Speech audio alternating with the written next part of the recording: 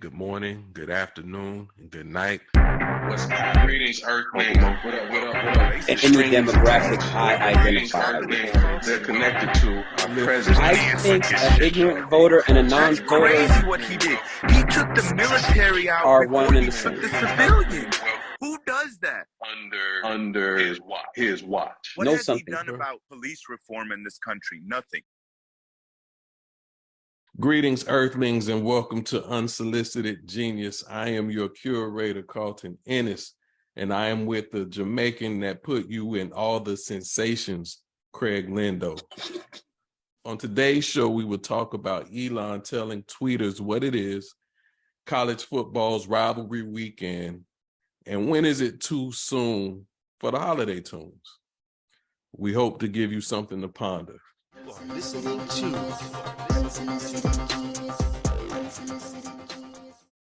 Brother Lindo, what is up, my brother? What is up?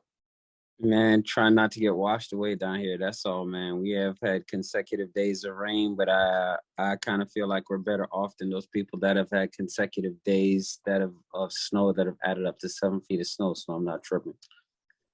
It could be worse. I was going to complain about our rain, but it could be worse. It's cold, it's cloudy, and rainy, but we not dealing with that. So yeah, it's all the rain without hurricane winds, and like it's a lot of it's beautiful, sleepy weather, whatever, man. Very sleepy. Yeah, sleepy weather. That's good. Sleepy weather is good. So, all right, man, what's on your mind? Man, this the holiday season, man, like all the things that comes with this time of year, from the sports to the, whatever, the music, the food, the get-togethers, or otherwise. Like I like this time of year, man. Like you got college and pro football, college and pro basketball, sprinkling a little bit of World Cup. It's a beautiful time of year. I dig it. I dig it. So Thanksgiving is on my mind this week. Thanksgiving. Happy Thanksgiving to those who celebrate. So my question I was going to ask you is, all things considered, we didn't land on Plymouth Rock. The Rock landed on us. Do you celebrate, acknowledge Thanksgiving? It's hard to say that in recent years that I do, just based on what I think perceptions of traditional Thanksgiving celebration is and what I actually do. But as far as the process of giving thanks for life and all that comes with it, I try to make that a more daily thing than you know what I mean? An annual thing. And I try, certain things, I hope I'm doing it or saying it without being prompted to by a calendar. So, but as far as this time of year is an opportunity to enjoy some good football and good food. If you get plates and invites, enjoy them. I'm not hosting anything. I haven't hosted anything in years. And just kind of enjoy the sports and the get-togethers. And it's also a party season down here in South Florida. Like all different kinds of seasonal parties are popping off this weekend. So, I mean, I say that knowing damn well I'm retired from them streets and I ain't going nowhere, but whatever. Brady was retired too, and here we are. So I feel you on that, on everything you said. I've definitely embraced more daily Thanksgiving, more daily gratitude. But I do celebrate Thanksgiving for what it is for me and the people I love. Long gone are the pilgrims, long gone are the fables that they told us coming up in school. But, having a day to honor the people I love, a day to celebrate in food, to celebrate with football. I love the season. Halloween is like the kickoff. I'm not a big Halloween person, but as soon as I watched that Charlie Brown Halloween special, I started getting in my feels for the, just the the joy, the laughter, the gift giving, the connection with I my got a people. special place for the Charlie Brown holiday specials, all of them. Yeah. So I don't begrudge anybody that's like, the hell with Thanksgiving, as it represents raping, robbing, and pillaging. But for me, I do use it as an opportunity to continue to give thanks, but also to just connect with my loved ones, whoever's around, whether I host, they host. A shout out to Jared and Shonda. They had a brunch giving this past Saturday. So, got to get their peeps together and just, like I say, share some love, watch some football, and eat some good food. All right. Game changer. All right. So we got a lot of headliners. We week to week now, and it shouldn't be a surprise that the world continues to turn. Used to give us stuff to talk about. So I figured, because it's a topic we talk about all the time, let's go ahead and jump into it. Got another shooting, Colorado Springs, 5 killed, 19 plus, maybe more injured. In this instance, the shooter was 22-year-old, and he had an AR-15, also had a handgun. And what I was able to learn is his history includes being arrested for making bomb threats in 2021. So why does he have access to the guns? Why does he have that gun? And then it is being treated as a hate crime. So he had some beef. He has beef with the LGBTQ community, and tragically acted upon that in killing 5 people. Thoughts, reactions? It's relatively new to me. I'm low on the reactions as far as to the specifics of that one. It is.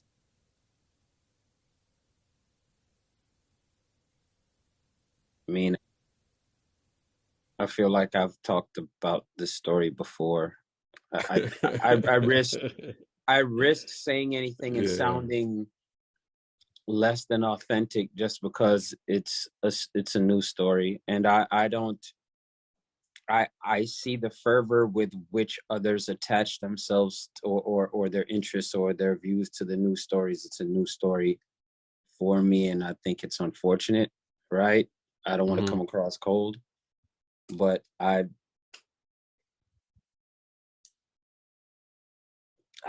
been in America for a lot of years, so I don't have a very visceral pound the table reaction like I think,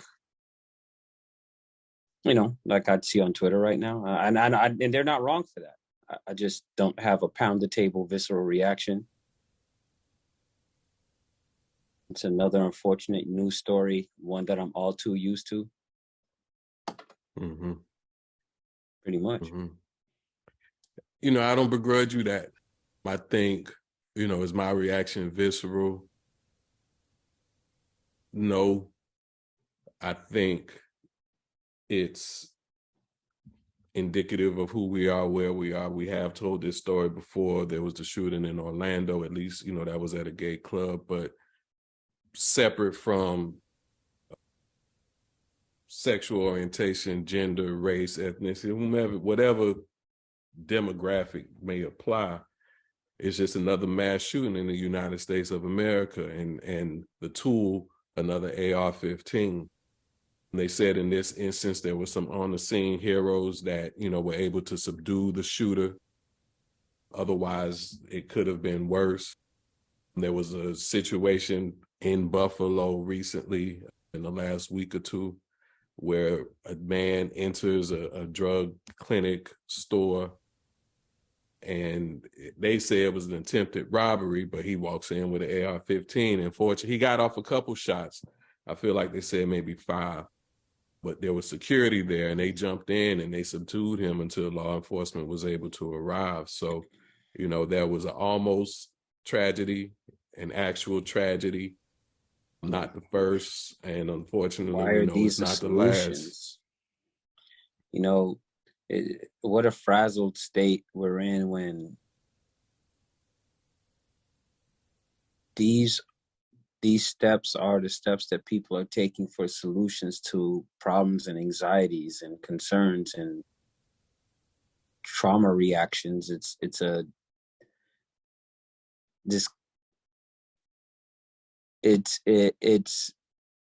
symptomatic of something that I feel we're not talking about. I don't know what the name of it is, but Explain what it be a little more specific. whether it's beyond it's the gun thing included, but in general, just our way of problem solving, especially once emotions are infused into the problem that we desire solution for.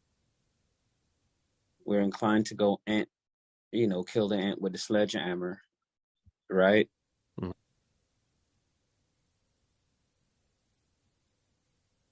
To think that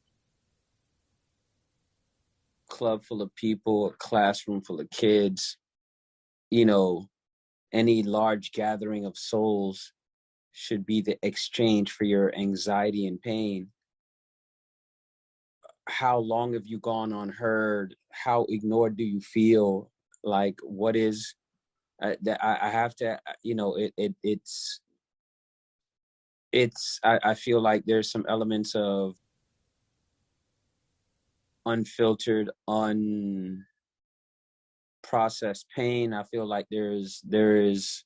I'm not trying to draw sympathy for any of the shooters. I'm trying to say that to problem solve from this place, where are you? What place is that?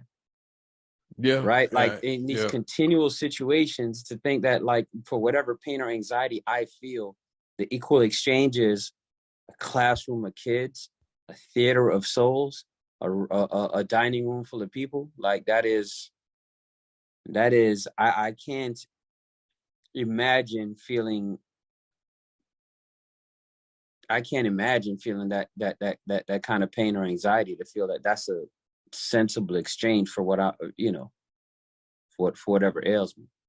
No, it's psychosis, right? But it would suggest that there's the whole country, right? All 50 states, Puerto Rico, if you say Puerto Rico 51, but across this nation, people without the ability to handle their emotional experience are choosing to cause carnage and suffering in an attempt to fill in the blank, because it don't fix the problem, right? Nobody walks out of this happy, but in somehow, to your statement, and I'm glad you shared, they believe this thing is a solution to the problem they are having, and or some form of fair compensation or something. Like, it's just kind of wild to me. Right. Yeah, and I don't, I don't know what you do about that, right? You can't make somebody go to therapy. Therapy, if you're not ready for it, doesn't necessarily solve anything. My profession as a coach, people have to be coachable, meaning they're willing to, engage, willing to put in the work, willing to receive some feedback, et cetera, et cetera. So, do is it racism? Is it sexism? Is it, homophobia? Is it, the kids, what is it, right? We know it's something, and for unknown reasons to you and I, people are choosing these routes. And, we've talked about guns, if they don't have the gun, they can't shoot a bunch of people. But as unsolved case, recent case, you got, I think, 4 or 5 college students in Idaho stabbed to death in their house. So it's the choosing of violence to Problem and solving murder mechanisms. to resolve your issue, and therein lies the problem. Do you think it could be a byproduct of a growing normalization in society of not checking people? Let me remix that. You know that there's this quote often attributed to Mike Tyson about everybody got a plan till you get punched in the face, da da da. Mm-hmm. Yep. Or I'm going to take that more towards the internet direction where we speak of. I mean, there's a lot of people willing to type some things on that interweb that they know they're Right. not going to say in real life because you might Right. get that nose bloodied. You know what I'm saying? Mm. So in an era where people feel entitled to be disrespectful because it might go unchecked, in an era where everybody gets a trophy just for being in the league, even though they sucked, right? Does that kind of, if you never learn how to deal with all these other little things in our society that kind of are in that vein, right, of kind of the softening of the society, does that lend itself to people being more inclined to be crappy problem solvers when emotionally flustered? You don't know how to process losing and other negative emotions because you've been handed participation trophies all your life and all the other things in society that has turned you into a total candy yam? I would theorize that there's a connection, the fact that they got a trophy for something that they didn't win lead to this. I wouldn't, I'm not suggesting that. It's never just one thing. I'm just saying an overall theme in the society, the softening of standards to salvage feelings and preventing people from not facing disappointment, having learned how to deal with it at an early age. Man, buck up, you lost. Learn how to handle that. That's coping. And losing, to lose as a child, to play a game, play a sport and lose, you learn how to deal with loss. It doesn't mean that you like loss, but you learn how to deal with loss. And I think what we see, especially with a lot of these shooters being, 25 and younger, it's something's wrong, and the something wrong is potentially warranted: broken home, mistreatment, bullying, et cetera, et cetera. But what you also see and where you're pointing out is that they don't know how to cope with that. They don't know how to feel bad, feel sad, and find a way to heal themselves. Granted, we all benefit from a circle. Granted, we all benefit from help and support in coping with things.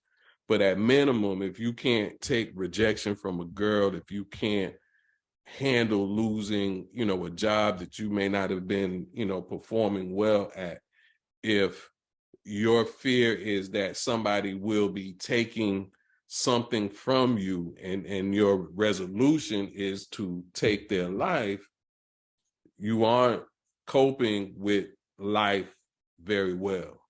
And a lot of our coping skills come to us in our youth, cause some problems later, right? The traumas and the self-healing, the stuff that mama and daddy probably should have been present for, that they left you on your own to do. It may reveal itself in other ways later on, but being able to handle life ills as they come to you is also a strength. Other thoughts? No, I'm processing that, and I feel like we overlap heavy on that one. All right. We could come back to it if you want, but let's talk a little bit of Elon Musk. So he bought Twitter finally a month or so ago.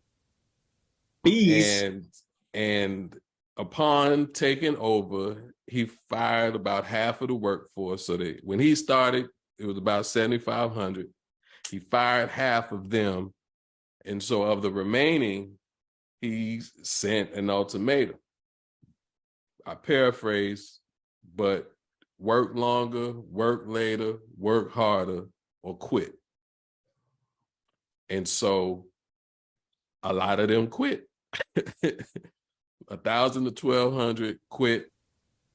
They took 3 months severance. And so he's left with about 34% of the original workforce to take Twitter where he's taking it, which also includes the reinstatement of Donald Trump. What say you? It's watching television. It's watching a reality show, but it's not on TV. It's here again on the interwebs, like or hearing about it. I have a Twitter account, but I don't follow Elon. Mm-hmm. Yeah, I was late on understanding Twitter culture. Let me just go out there and admit that I've had Twitter foibles of my own, misunderstandings with peers, because when I first got on there, I didn't understand the jokey nature of it all. And I'm like, Okay. you know, I took some things way more seriously and personally than I needed to. Mm-hmm. Now it's the exact opposite. Now I'm tweeting reactions to Sansa Stark on the screen, and people in my real life are taking those tweets as if I'm talking about them. And I think it's really hilarious. And now some other people are taking it way too personal, and I'm not even talking about them. Somehow they found a shoe that fit. But as far as, look, it's the man bought it for 44 billion and it's private. I spent a megaton of money on something and and took it private. If you want to clean house, man. It's yours to do what you want to do with it. It's your company. Mm-hmm. But I hear that there was one point where he was standing on, you know, what it could do for the public. Am I still with you? Yeah, you good. All right. What it could do for the public and the public discourse and politics and da-da-da-da. Okay, yeah, it could do that. But Twitter has no obligation to be that. It is a private company run by some dude at this point. Whatever he wants to do with it, he can. He owes nothing to us as the owner. You could say he owes something to the shareholders, but as long as people are paying for advertising, he could do it. Who's going to check him? Yeah, you know, I'm glad you said that, because that is where I landed after everything unfolded, is that, you know, he may have a vision with what he's doing. It's his business. Those, you know, the what, 46, 50, what, no, 44 billion? 66% of the people who were either fired or quit, they may not fit, you know, into his vision. Did he need 7,500 employees to run the organization in the way that he wants to run it? I don't know. But to your point, just watching it unfold, it is like like if Shark Tank had a behind the scenes and you know, and it was like, this is how business go or Shark could Tank go, / or undercover things that, boss. yeah, undercover, you know, it feels like one of those reality shows. But it's crazy to me that a man could walk in and be like, I don't know who you are, I don't know what you do, but if you want to stay here, you need to work longer, you need to work harder. So in a lot of ways, I give props to the people who are able to leave. Hopefully they land to something. They are opting not to take those shenanigans. So I respect that. But to your point, it's his company to do with what he chooses. You know, for me, I hopped on Twitter probably 2009. And initially I loved it. You know, the ability to attain information, ask questions, get news, music, events happening on the other side of the world. You know, you put the right hashtag, do the right search, you're connected, you find out what's going on. But it turned into, that's just, you know, this high school, you know, bad, what do they call it? Mean girls, mean guys, like a type slam of book experience, where it was just like there was so much hate, so much, not not the jovial trash talking. You know, I love a good your mama joke, but it was a lot of hate, and then the different sects started to come out, and you know, when he allowed everybody to kind of have their unverified accounts and verified accounts, whole lot of nigga, this nigga, you know, a lot of that stuff come out because, like you say, people can. And so for me, I have Twitter accounts. We got 2 podcasts on Twitter, but it's not the place that I go because, you know, to see the thoughts, to read the thoughts of all these people that we talking about, that don't serve me. It don't serve my energy. It can be used well. It can be used wisely. It has a potential, but it's just more. It's the lunch table after you eat, but you don't got to go back to class yet. That's what it is, bro. Like it's harsh. And ain't no teacher in the earshot. You took me straight. Now you took me straight down. You took me straight down memory lane. But yeah, so yeah. I actually use a secondary app. I use Flipboard, and I had that set up so I can read kind of like a newspaper, so I can get to the information based on you know, all of my groupings and things of that nature without having to go in and receive all the comments. But you know, one way or the other, we're going to end up on there. It's not my go-to spot. It is not my go-to. Right. Again, a lot of times my tweets are responses like the character in the movie got tried, and I was like, couldn't have been me, right? it's so, my tweets are so meaningless in so many cases. Like it's ridiculous. Yeah, I used to watch football games, have my laptop or my iPad up, and kind of tweet and go, but I don't do that no more. Any thoughts or reactions to Donald Trump being back? He needed, because I'm hearing his personal social media thing ain't really popping like he wanted it to pop, so he might need to come back over here and get this platform. So we'll see. Yeah, you know, as long as he's not president, you know, at this point, you could do what you want. I feel like our president kind of usurping all the security protocols while he's, you know, tweeting on the toilet as a citizen. That's problematic to me. But you know, as a former president, you know, let him have his account. Let him say what he gonna say what he want anyway. He is reckless enough and loose-lipped enough that letting him tweet is only going to set him up to incriminate himself. We should let him tweet.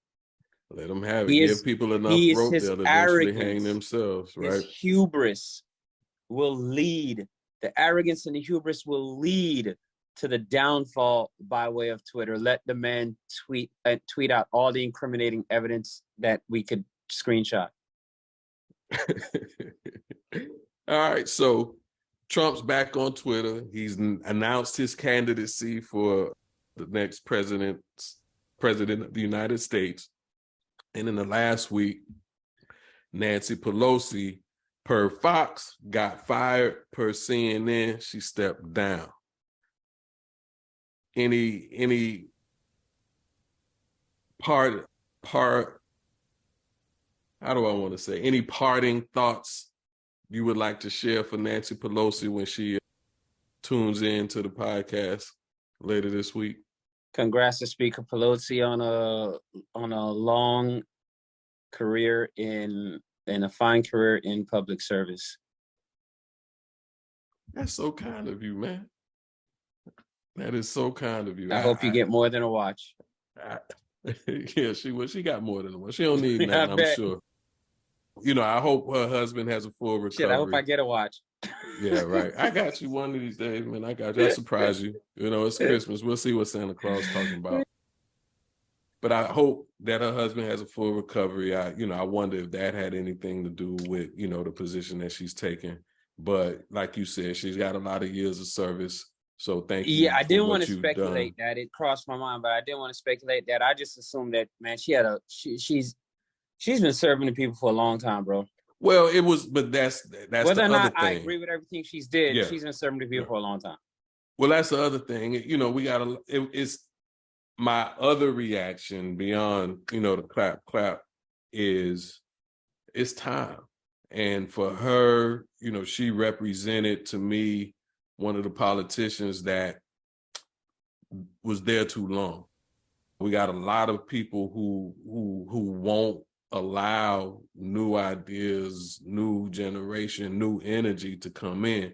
Now, whether it's them keeping them out, whether the candidates are coming, I don't have that answer. But when we look at what's happening in our country, the way we go about doing things, the games that have been played decade, term after term, year after year, decade after decade, when you look, it's the same characters, it's the same actors. And not to say that the ones after them will be better definitively, but if we want change, the lawmakers have to change. So I appreciate her in all she's done. Agree, disagree, just the fact that she did it, she took it, she stood it, and stood strong. But I'm also semi-quasi, I say it different. I'm interested to see what her transition ushers in. Who is going to replace her? Who else may follow suit? What might happen to change the way, our government flows? So I guess that's one we'll stay tuned to. If I was a professional, and I would probably have this already committed to memory, but Speaker Pelosi's age is what? Do you know? Because I'm wondering, with all the things that's going on, okay, yes, she retired from being Speaker of the House. 82. Okay, then my next thought is probably out of the question.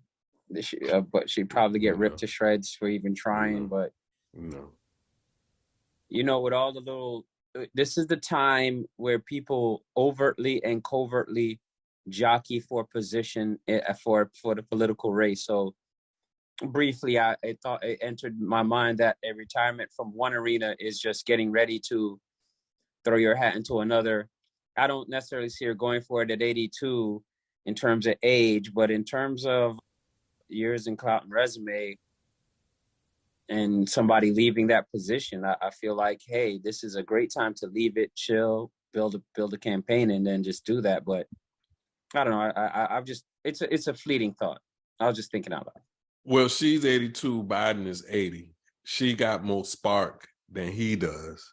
So I had not thought about that. That would basically shoot in the foot the thought that I shared previously. But, it's not impossible. But I have a feeling she's, she's winding down. Yeah. You could only go enjoy your life eventually. You can only deal with this mess and this foolery for so long. Yeah, she made a career out of it. So, all right, we'll take a break and be right back.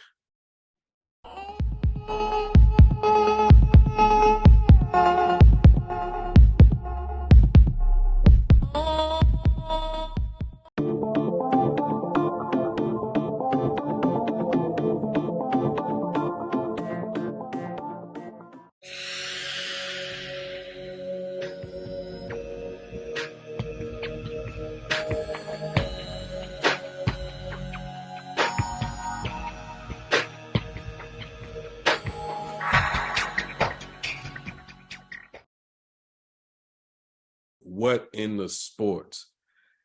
All right, Brother Craig, you listed all the reasons that also make this holiday season great. We got football, we got NFL, we got professional football, we got college football, we got professional basketball, we got college basketball, and this season we got some World Cup. So I start with one of my favorite weekends being Thanksgiving weekend, because in college football, it is Rivalry Weekend. We Gators, you got on the gear. We lost on Saturday. But all is redeemed every single loss, every single turnover, every single penalty, all is redeemed in my mind, body, and spirit when we beat Florida State. I What say mean, you? look, Florida State, I enjoy beating Florida State so much that I'll cheer for them against. Otherwise than that, I don't, like I cheer for us and then you and then SEC. Like I have my little order, right? Okay. It's Okay. very Florida biased, SEC biased. We could get into that at another date and time. Mhm. But I love the fact that we're about to see them and they're allegedly ranked and supposed to be good. And I just love that. I love when the first loss of the season is given to them by us. I love all of that. So, all right, you stubbed your toe against Vanderbilt last week, Florida. You know what? One thing I learned about being great, particularly at athletics, is a short memory. Mm. Okay, last week. That was last week. This game coming up, we know rankings don't matter because in a lot of cases, these kids grew up with each other.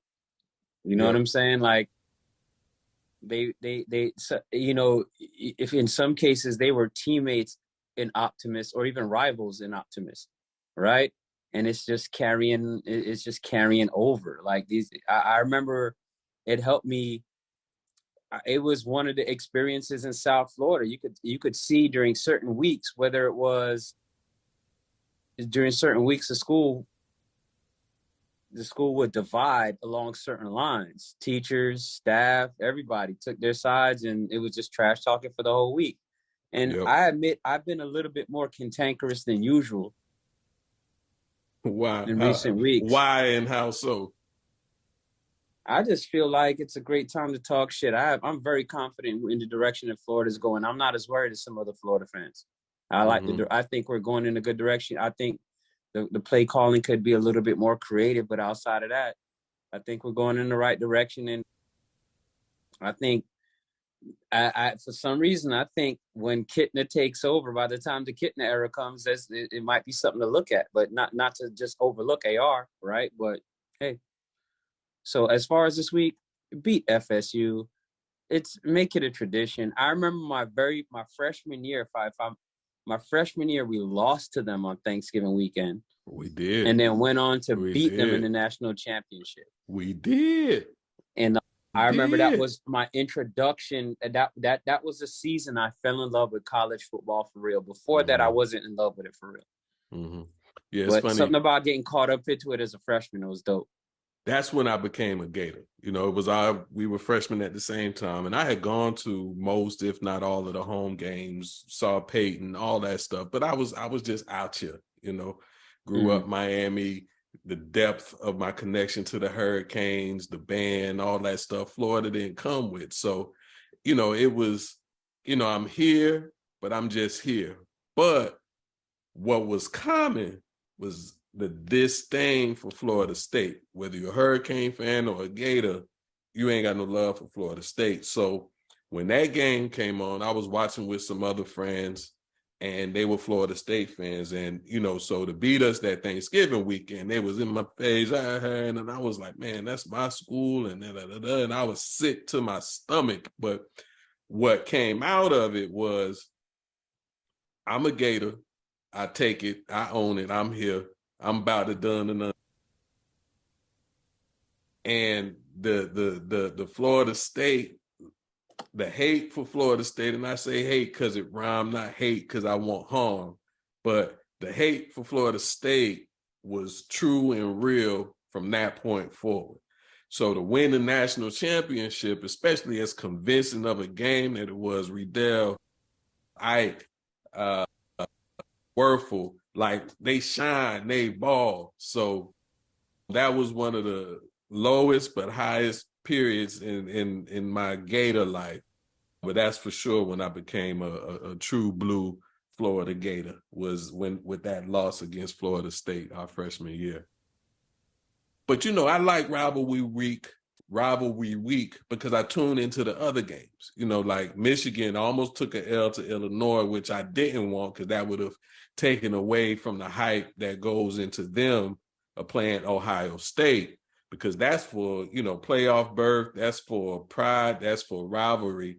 And in a lot of instances, just like, you know, the Florida boys grew up together, these Northern Ohio, Michigan, I got some homies from Cleveland that, you know, choose sides, or, you know, Michigan, Ohio State, but they grew up together. They played with each other in Pop Warner. They played against each other in high school. One got recruited this way, another got recruited this way. So, you know, I enjoy watching the rivalries, even Alabama, Auburn. You know, I like to see the energy, especially at the collegiate level, that goes into these games. Don't poison nobody tree, Auburn, Alabama. Like, that's taking it too far.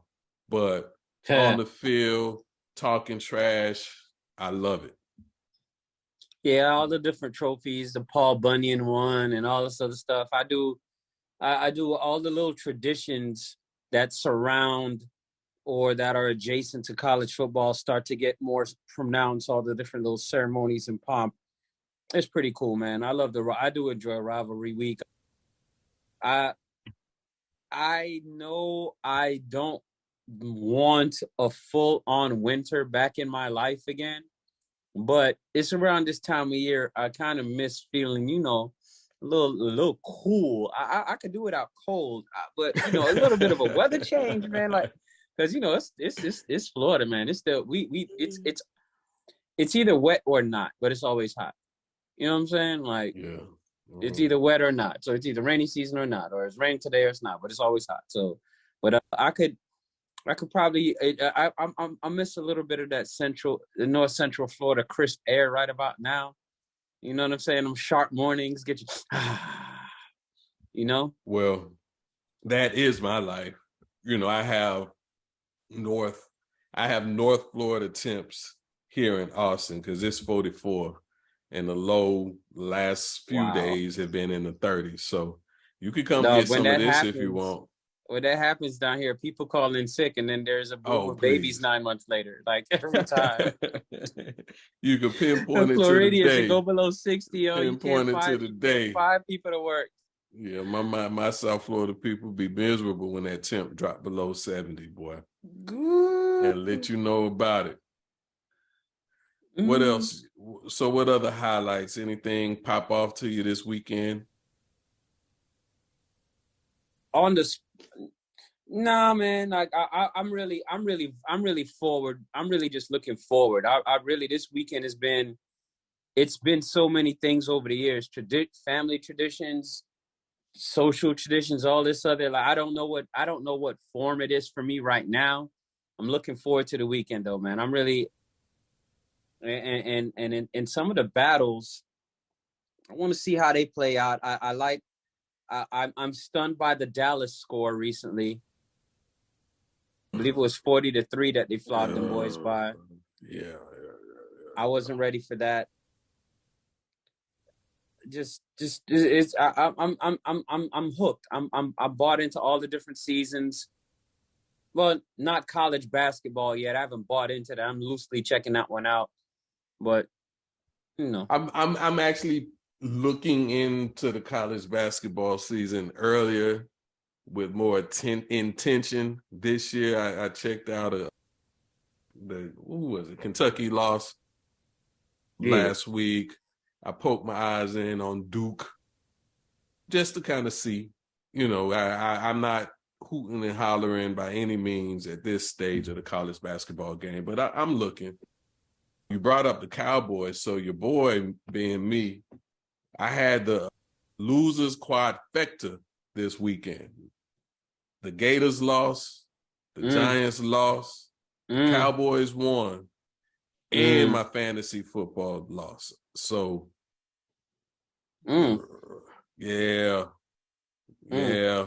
I was in a funk this morning.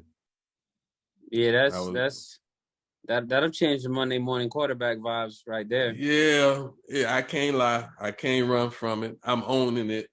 I do have coping skills, so I will be all right probably in the morning. Because you know what it is, I'll be all right when there's no more football from that week on. So like I could barely watch the game last night. Like I couldn't do it. I know what happened. You know, my mom, she football, so she hollering. I know I'm aware. And tonight's game, you know, is Uncle Mo's team. So I'll look. But once I get to Tuesday and I can put that week behind me, college and or pro, I usually recover at that point. Yeah. I'm focused on Florida State.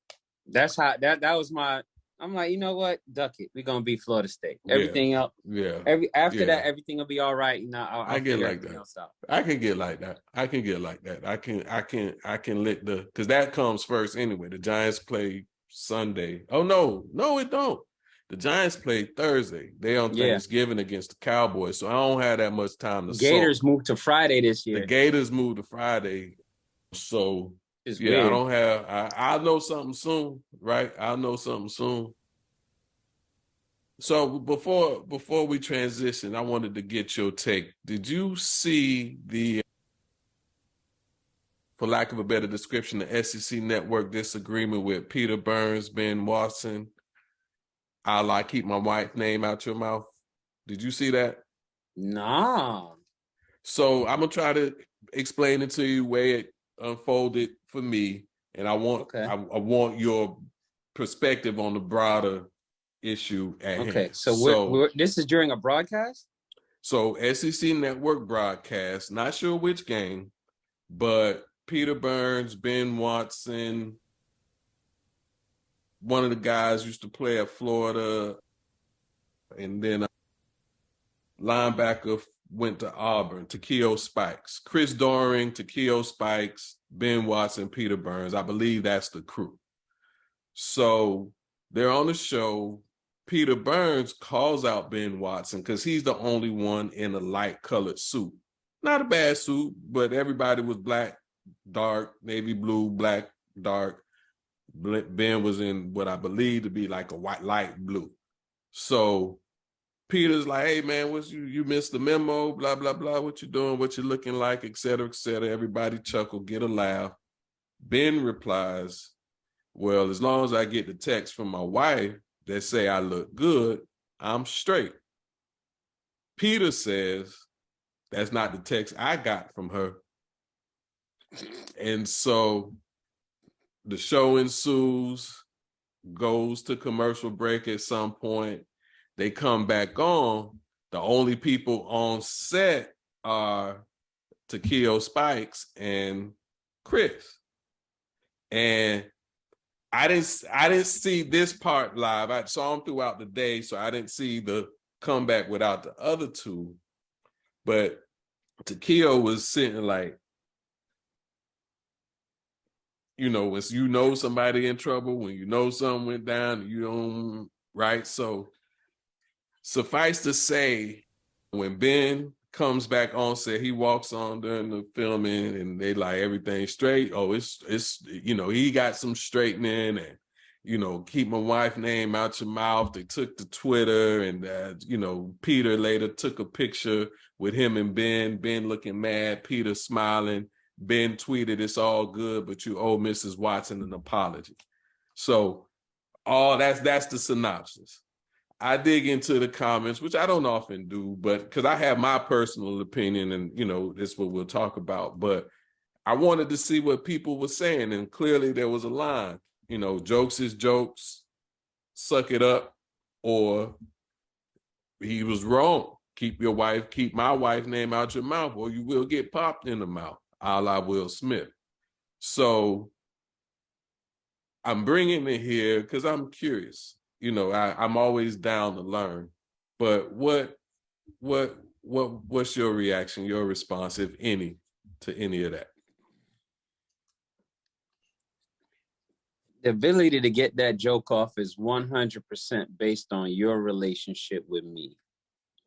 Okay. And or my wife or whatever, yes. Or whatever. Like, right. Not every friend can get off the same jokes. maybe our relationship ain't like that, or maybe like I don't know if them brothers are friends, and that sounds like something that usually comes from friends. You know what I'm saying? Like, Touche. that's not the same text that she sent me. Oh, what? I have a feeling. Look, I'm gonna be honest with you. I am bad with names. So outside of Tequila Spikes, and you say the UF guy is Chris, right? Yep. I can't remember what the other two look like. I remember Tequila, and I'm pretty sure I know which Chris you're talking about from the broadcast. Deering, I think it is. Yep. Yeah, I can't remember the other two, but man, I get the idea that some relationship and some cultural boundaries were crossed. Well, Ben Watson is black and Peter Burns is white. So yeah, I feel like you might have thought we were cooler than we really were when you thought you could shoot that one out there. And how much ego is involved? Maybe I think of myself in a way that, nah, you can't get that kind of joke off with me. Right? That is, I just don't know. I feel like that's a joke that's really based on relationship. And not everybody has the kind of relationship get that kind of joke off with somebody. And you gotta know your relationship. Which is fair. I think, for me, I'm not slapping nobody about nothing they say, right? Whether you Chris Rock and my wife got alopecia, or you Peter Burns and hey, that's not what I got. I ain't slapping nobody because they words. Sticks and stones might break my bones. Words ain't gonna hurt me like that. I agree that if there is some beef, right? Like we work together, but we ain't cool, then, and I feel like you're trying to provoke me. There's a conversation that we're gonna have, Yeah. but it's words, it's attempts to be funny that maybe fall flat, but I ain't slapping nobody in the mouth because of something that they said. I have more confidence in that. My wife has more confidence than that. Who we are as a couple has more confidence than that. And I'm talking hypothetical. I ain't re-jumped the broom just yet. But I just about to feel say, like you sounded real comfortable in that we. There's more security in my relationship that, and more security in terms of what we will and won't take offense to. There's not to say there isn't a line. You pose physical threat to me, anybody I love. That's different. If you're using your words as weapons, that's different, right? And even then, words not necessarily going to be a physical response, but I may just have some good stuff to say back. But from my seat, to not know their relationship, Ben has every right to react how he want.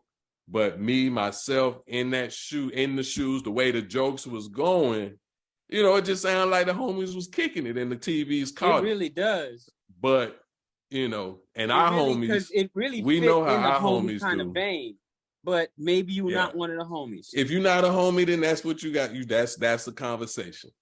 Because you know how our homies do, especially Mo. So it felt like that, but clearly it wasn't just his homie from Ben's perspective. Yeah, there are points during the day where certain lines I could get off, right? And I'm like, nah. this ain't the relationship for that. Right? This ain't the environment. So national TV might not be the national broadcast about some football might not be the right place either, but what's done is done. If you're trying to get that collegial locker room banter vibe, let's crack jokes as buddies, he might have had good intentions, and that was the spirit with which he meant it. I really Possibly. think that was the spirit in which he meant it. But again, relationship matters. Yeah. But I doubt he'd do it again, right? I doubt he'd do it again. Because Ben big, man. Ben a big dude. So You talking if about the that's one that where used he, to play? Is the dude that used to play a Patriot? yeah, tight end for the Patriots, Oh, tight that's end for nuts. Okay, like tight all the end names slowly for come back to me. Saints. I Yeah, told yeah. you I'm slow with the names. I don't know Peter Burns separate from the show, but yeah, man, All right, I so highly doubt he do it again. here's the thing, and Mm. I don't know Brother Watson from Adam and Eve. However, I am a successful former NFL player in a culture and a game that embraces and celebrates the alpha mentality as much as anything else. And that joke kind of hit my alpha a little bit differently. You know what I'm saying? Like I really don't see that. Yeah, no. I'm not saying he should be sensitive to it. I'm saying I understand his sensitivity to it. I see all the different circumstances that lend itself to it. The male ego is such a delicate thing. Yeah, it is. And you know, the other thing in Ben's defense, if he got 7 kids, so the kids see this stuff, he got what that mean. You know, Talking about I've my had mama. yeah, so you know, I had took my son was at an event with all the boys, and he was like, "Dad, why they talk about you like that?" And I was just like, "Son, it's because they love me." And so it sparked deeper conversation. It sparked a different understanding to the point where my son cracked jokes now too. So, and I'm teaching him how to be prepared for the clapback. So it's all part of it. You know, it's the coping mechanisms that I want to empower my son with, that Ben may have been also concerned that his children will see this referral to their mother that they might not understand. So, you know, to each his own. Mm. All right. So are you entertained? Talk about sports. Weekend move kind of fast. We week to week now. So, and I know you don't just sit around watching stuff, but what have you been watching? Most recently, Andor, the recent installments of Andor, the Disney Plus series. That's the Star Wars one, right? Yeah. How is it? I haven't. I love Star Wars, but I want to be in the right headspace before I hop in. It's different for me because I'm not one of them that read all the books and all that other stuff. Like I'm not that, but Okay. I'm enjoying the story. I haven't been able to connect all the dots to what's going to come down the line because this is in the vein of a prequel. So Yes. but I'm actually enjoying the fact that I am enjoying the story without connecting the dots, all of them yet. Okay. It Yeah, works that'll for me. probably be something we watch during the holidays. You know, just kind of go back to back on it with my son. I can't watch Star Wars stuff without him anyway. So once he's on Christmas break, we'll probably kick it. So I just watched Dion Cole's new Netflix special, Charlene's Boy. First, Okay. you know, I love me some Dion Cole, going back to his BET stand-up days, his role on Blackish, just even his right guard, not right guard, Old Spice commercials. Yeah. I think he's a funny person. And so this stand-up delivered on all of that. His last Netflix special was funny too. But so if you want to laugh, check it out. But make sure you stay for the end. He like has post credits kind of deal. Strong, yeah. It's not post credit, but you know, he gets his round of applause, and instead of telling more jokes, he delivers a powerful message for comedians and for anybody who has a mama that they love. So I'll leave it at that. I don't want to steal the thunder from it, but a very powerful, emotional message at the end. I wasn't ready for that. So definitely the comedy is good, but the message at the end is also very powerful. So check it out. All right. So since we've last been together, what you been listening to? Lo-fi music on YouTube. Okay. And Like I still on my to Sweet back. November playlist. I have 2 hours and 40 minutes of songs that have November in the title, right? From I Sweet thought you was November to November abandoning this Rain to playlist. November whatever. And so between the lo-fi music on YouTube and my November playlist, I mean, I found some gems on there because a lot of these songs I never heard before. That's what I'm on. I thought you had abandoned the November playlist because it was depressing you. No, I just made the realization that some of these songs are really like, some people really cut their wrists on them. You know what I mean? Like they really went in. There's some really deep feeling songs. So I have to categorize them. I can't, if I'm going to make a final list, they can't all be on the same list just because of content, right? Like some of these are really, some of them really go into a really dark place, and then others are really happy and celebratory. They can't go on the same list, or probably won't be on the same list. What, you had this list on Apple, Spotify? What you got it? Mostly Apple right now, and I'm the ones that I could find audio for. I'm putting together a YouTube list, but I have it on Apple Music right now.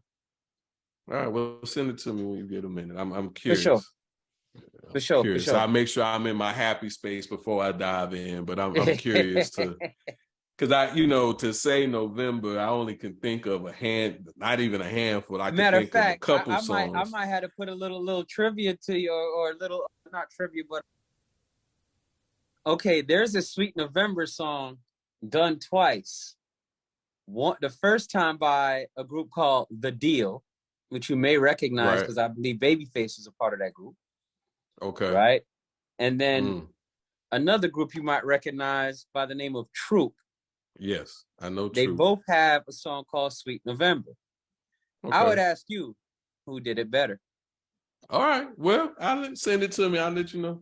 Send it to me. I'll let you know. Because I know Troops. I remember Troops. I have them in my head, but I don't remember The Deal. I remember vaguely The Deal existing, but I don't recall a November song. So yeah, send it to me. I'll let you know. On it. All right. So what you're listening to, I been on Nas. I just been on that King's Disease 3, getting more. I finally listened to experiencing it more, getting into the metaphors, getting into the messages. So by the time when we talked last week, it was only a few days new. But to have spent a week with it, it's a better album on the 10th listen than it was on the first listen, because Nas goes so deep, and so I'm still digesting it, unpacking it, but it definitely go hard. And I mixed in, because something he said inspired me it started hearing Tupac in my head, so I played that Machiavelli just one time, just to kind of sit with it. Oh man, we don't, as a collective hip hop, I don't think we talk about that album as much as I think it warrants, because to listen to it today, the energy, the lyrics, the message, and the creativity, because that Me and My Girlfriend, man, like Jay-Z, Beyonce, they did, their Hufflepuff version of it. But that song is intense, man. That song is intense, man. and what he was conveying and the passion in which he conveyed it, rest in peace, Pac. Him and Biggie, man, had, with what they left, the last albums they left us with, I could, only imagination can even clue us into where else they might have taken, their craft, taken the genre. But yeah, so Nas and Tupac have kind of been what I've been listening to in the last week. But my question at the start of the show, you a holiday fan, when is the right time, say you, to start playing holiday music, if you even play holiday music? I personally don't. Okay. I don't have a problem hearing it start right at around Halloween. Okay. Like when you're playing, let's say you go to a Halloween event, or you're doing the trick or treat rounds. If you're hearing mixed in with the Halloween music and they're trying to get you ready for what comes after with some mixing, I'm okay with it that early, especially if you have the other, for lack of a better phrase, accoutrements like the weather and the atmosphere that screams that stereotypical, white Christmas, winter, blah, blah, blah. But as far as playing the music myself, I don't know if it's connected to my parochial school beginnings and being forced to learn so many of those songs and forced to sing them year after year to the point that right now I have no interest. I don't, year after year after year for so many years, I learned to sing so many different Christmas carols and songs and the 12 days of Christmas and all this other blah, blah, blah. Like I think at this point I was conditioned so aggressively that my mind wants nothing to do with it right now. Okay. I could listen, I allow everybody their space and their lane. So for me, I don't begrudge a holiday tune before Halloween, but before Halloween, I'm not playing it. I ain't really trying to hear it. No. Right after Halloween, like November 1st, maybe I'm in a place to walk in Target and so we disagree by a day, basically. Yeah. Because I let it slide on the 31st. I'm with it. Let it rip. Not on the 31st, no. Play some Thriller, some Ghoul, some Goblin stuff, but not on the 31st. And even on November 1st, I ain't quite ready, but Target, all the stores, they force it on you, so I accept it. But my starting point is Black Friday. So play it before if you want. I can engage now. This week I can engage in listening to some Halloween music. But come Friday, I'm playing it, I'm listening to it, I'm seeking it out, I'm pulling out the records. I'm looking for the radio station with the 24/7 holiday music. If I don't hear nothing else from Black Friday or the day after Thanksgiving until December 26th, I'll be fine. I'll play it, I'll sing it, I'll dance to it, I'll take it all. And it could, I could hear all the Silent Night versions. I can, chestnuts roasting on an open fire, all of that. I'll take it, all of it. But the day after Thanksgiving is when it kicks in. If I get out the house and go see some lights this year, I might play some. But I couldn't even tell you if you were to ask me to name 10 Christmas songs with the artist, I couldn't do it. It's not a lot of new songs. It's not a lot of new songs. Mariah Carey, she might. Well, I guess people probably still try, just don't make it. But she's been the most successful at making an original Christmas song, and that even that was a long time ago now. But Rudolph the Red-Nosed Reindeer, all that. Woo, I get in my feelings. I appreciate that, dog. 4 more days, and maybe even Thanksgiving night. Even Thanksgiving night. Say maybe even Thanksgiving night after we've eaten full, I might be ready. But Friday after, I Silent want to say Night. growing up, that's when we'd start, like, you're definitely by Thanksgiving dinner, we'd hear Christmas tunes. Mm-hmm. We'd start hearing stuff. There's some years that'll start that early. I could definitely see that. All But right. Yeah, I know some folks that hate it. They don't want to hear none of it. You know, they like Christmas, so they say. well, But when it comes to the Christmas I'm songs, they're not with it.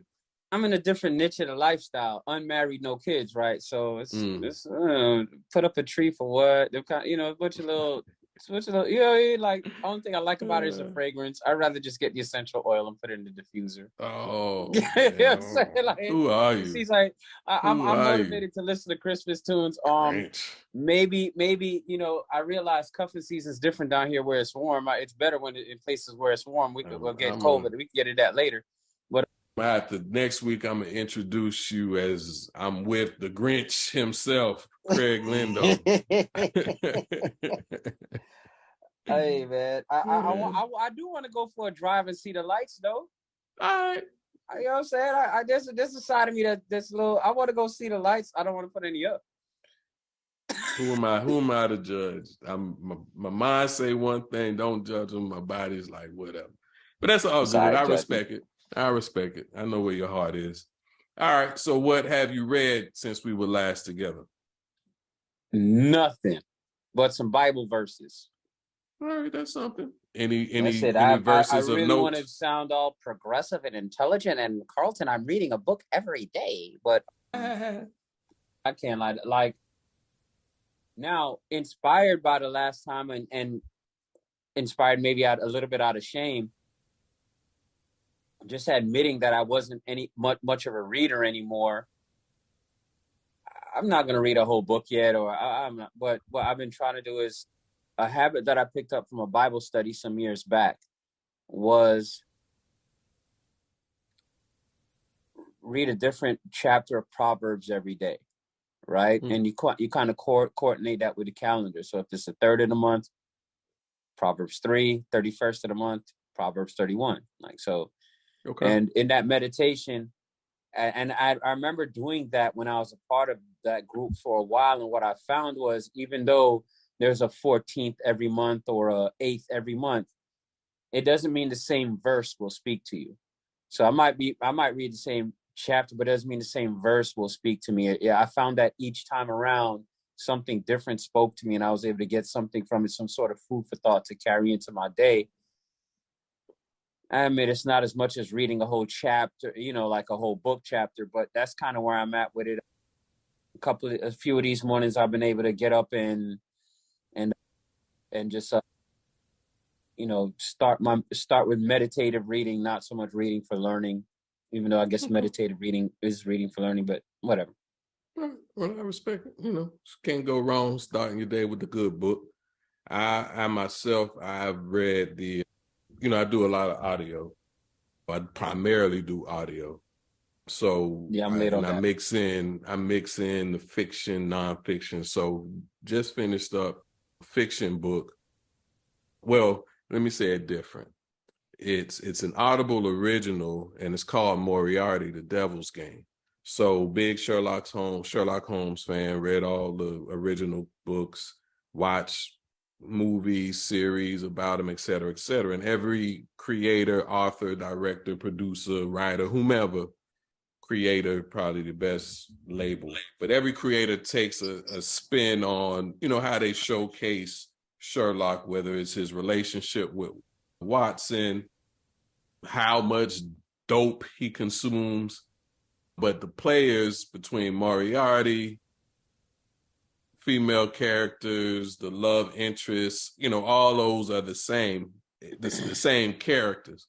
And so in this one, it's kind of a twist where his nemesis Moriarty is the good guy and Sherlock is the bad guy. And so emotionally, it threw me off because it's like if Luke Skywalker all of a sudden became, or evil, say that. So it was a weird it was a weird adjustment in me, but once I was able to make it, it's a good story. And with Audible, some of the stories, there's another one called The Prophecy. It's a production. So it's in the likings of old school radio, where you have sound effects and you have multiple actors kind of speaking the parts. So it was cool. I don't even know that it even exists as a book, being that it's an Audible original, but in terms of just something to consume in the means of reading, Audible reading, It was a good time. It was a good time. All right. Sure, So we'll sounds take good. a break. We'll take a break and we'll be right back to close out the show.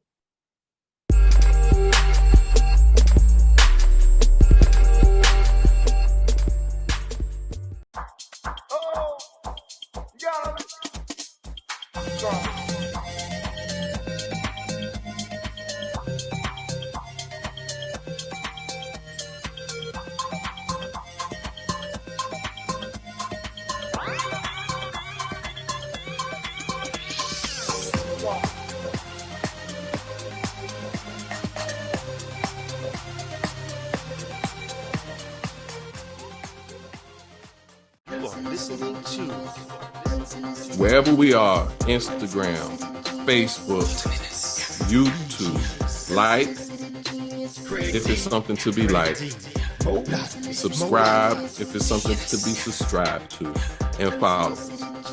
That's how we grow our reach. It's how we grow our brand. Unsolicited Genius.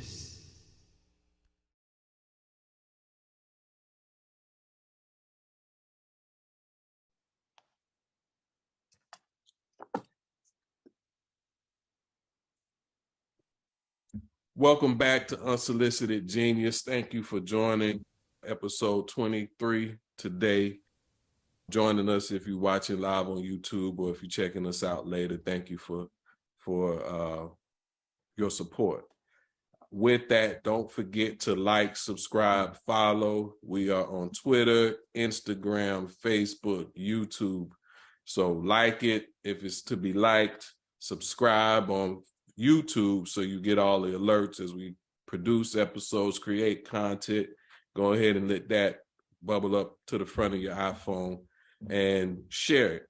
You know, if you like something we say, you think it might resonate with somebody you know, hit that share, send it, and so that they can see it too. Thank you to our sponsors, Legacy Wear. Your legacy awaits at www.legacywearus.com, legacywearus.com. Megacore CBD, broad spectrum hemp derived CBD, the way nature intended, at www.megacorecbd.com. And to Aura Rainwater, who says hydrate and elevate. You can find them at www.aurarainwater.com.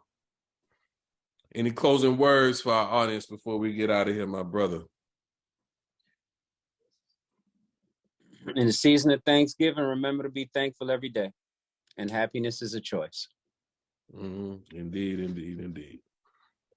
All right, so I'll get y'all out of here with another Thoughts of Genius. This one that sat with me after episode we did a couple weeks ago. And I decided that, I want to publicly take back what I said about Kyrie Irving. I have never been to space before. All I know about the planet Earth is what I have read or seen on a screen. I don't know if it's flat. I don't know if it's round. I know what I believe. I know what I see in the circular moon and the circular sun and the circular and the way circular exists in our lives on a daily basis. It all comes around to a circle, whether it be the seasons, whether it be fashion. It's cyclical. So cyclical in spirit, cyclical in nature, cyclical in science. I'm inclined to believe that the earth is also circular. But I don't know. And so whether Kyrie thinks the earth is flat or not, what does he know? What do I know? What is our proof? Yes, we have astronauts who have gone out there and come back and have shared what they've seen, but I don't know. They could tell me anything, a la Twitter, a la Elon Musk, a la Donald Trump, right? But what I don't want is to dismiss another human who's just trying to be. Kyrie Irving has a mission in his mind, whether I agree or disagree with it or not. It is his lane, it is him pursuing his purpose. So if he challenges our thoughts, challenges our behavior patterns in ways that don't necessarily align with who I am, that's my business. I don't want to begrudge anybody doing what they believe they can to share their light, in particular when they are not causing physical harm to anybody. Now, to those he offended with some of his other posts, anti-Semitic, anti-Semitism, other things, that's their battle to react to. But at the end of the day, we all have our beliefs. And there are our beliefs to hold on to and honor or change should we choose to. It's not to be forced on you. It's not to be forced on me.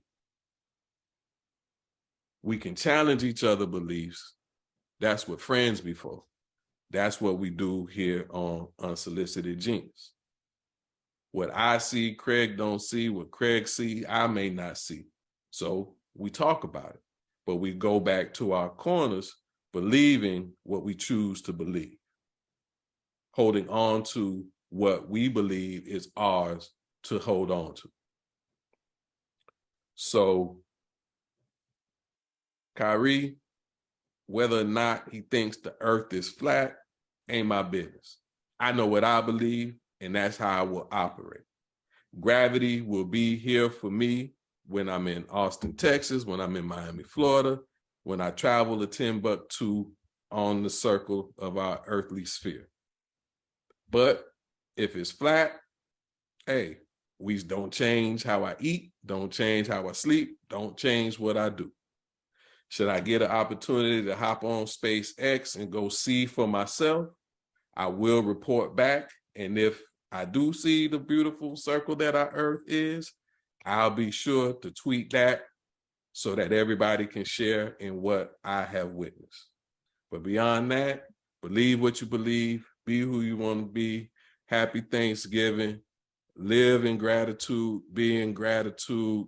As much as there may be off in our lives, there's so much that is working in our favor. And on that, this has been another episode of Unsolicited Genius. You all have a great week. We'll see you all next Monday, 8:30 Eastern, 7:30 Central. Peace. You are listening to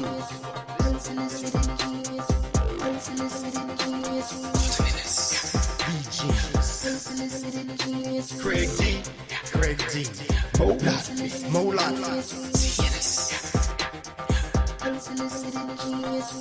You are listening to Unsolicited Genius.